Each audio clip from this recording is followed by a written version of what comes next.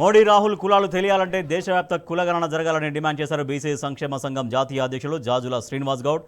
బొమ్మగౌని ధర్మభిక్షం 103వ జయంతి కార్యక్రమానికి హాజరైన జాజుల శ్రీనివాస్ గౌడ్ బీజేపీపై మండిపడ్డారు.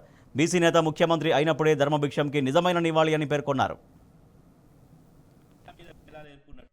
బీసీల మీద రాజకీయాలు చేస్తున్నారు. నిన్న గాంధీ భవన్లో గౌరవ ముఖ్యమంత్రి రేవంత్ రెడ్డి గారు వారు మాట్లాడుతూ మోదీ నకిలీ బీసీ, వారు కన్వర్టెడ్ బీసీ కాబట్టి ఆయన బీసీనే కాదని చెప్పి రేవంత్ రెడ్డి గారు మాట్లాడడం జరిగింది. దానికి కౌంటర్ గా కేంద్ర మంత్రి కిషన్ రెడ్డి గారు, అదేవిధంగా బండి సంజయ్ గారు ఇలా రాహుల్ గాంధీ కులం ఏందో మీరు చెప్పాలి, ఫస్ట్ రాహుల్ గాంధీ కులం తేలాలి, ఏ కులం అయినదని వీళ్ళు అడుగుతారు. ఇలా నేను అంటున్నా బీసీలను ఇలా మధ్యన పెట్టి ఇలా రెండు దున్నపోతులు కొట్లాడినట్టు మీరు ఈ బీసీల విషయంలో రాజకీయం చేయడం తగదు అని నేను అంటున్నా. అయ్యా కిషన్ రెడ్డి గారు, మీకు రాహుల్ గాంధీ కులం తెలుసుకోవాలని అంత ఆతృతగా ఉంటే దేశవ్యాప్తంగా కులగణన ప్రారంభించండి. వాజ్పేయి ప్రధానమంత్రి ఉన్నప్పటి నుంచి మొదలుకుంటే ఇప్పటి ప్రధానమంత్రి వరకు నరేంద్ర మోదీ గారి వరకు బీసీ జాబితా ధర్మసత్రమైనట్టు, బీసీ జాబితా అంగట్లో దొరికినట్టు ఎవ్వని పడితే వాణ్ణి జాట్లను బీట్లను వాణ్ణి వీణ్ణి ఎవ్వని పడితే వాణ్ణి బీసీ జాబితాలో చేర్చి బీసీల జీవితాలతో ఆడుకున్నారు. ఇలా రాజాసింగ్ చెప్పేది చూసి బీజేపీ అయినా బుద్ధి తెచ్చుకోవాలి. రాజాసింగ్ బీసీ వాదం కంటే ఎక్కువగా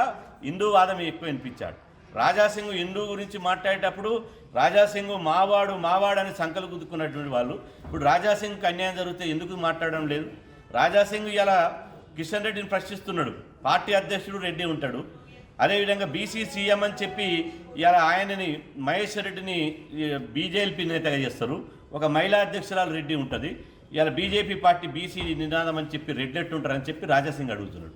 ఈ ధర్మభిక్షం గారి జయంతి సాక్షి చెప్తున్నాం, ఈ పార్టీల నంగనాచి మాటలు, ఈ పార్టీల డ్రామాలు, కట్టుకథలు, పిట్టకథలు, కాకమ్మ కథలు బంద్ చేయది. ఒక బీసీ బిడ్డను ముఖ్యమంత్రి పీఠం కూర్చున్నబెట్టినప్పుడే ధర్మభిక్షం గారికి నిజమైన నివాళి అని చెప్పి ఈ సందర్భంగా మేము భావిస్తున్నాం.